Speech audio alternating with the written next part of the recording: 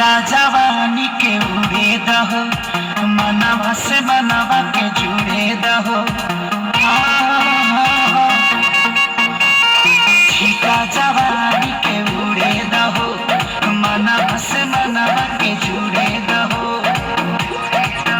आज सुन कतरिया तान की तान की तान की।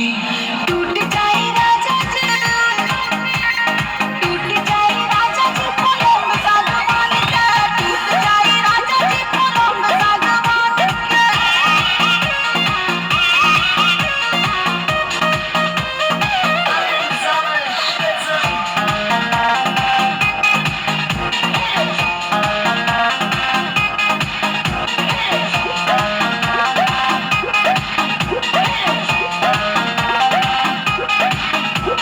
छुए द बदन की देखो न पटन की, चादर बिछा दे हनी।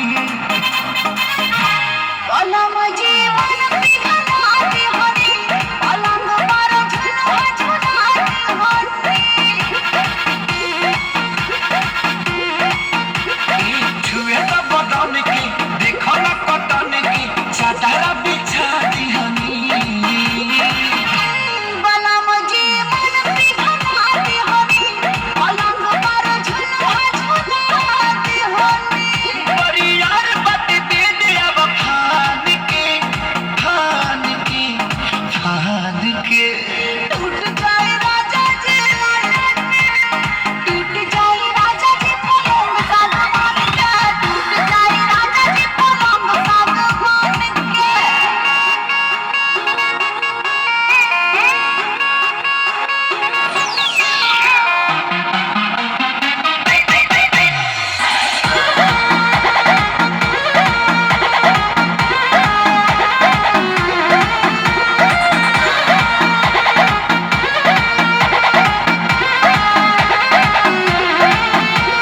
बने तब सा देहिया में गरमी कोई लागी हो।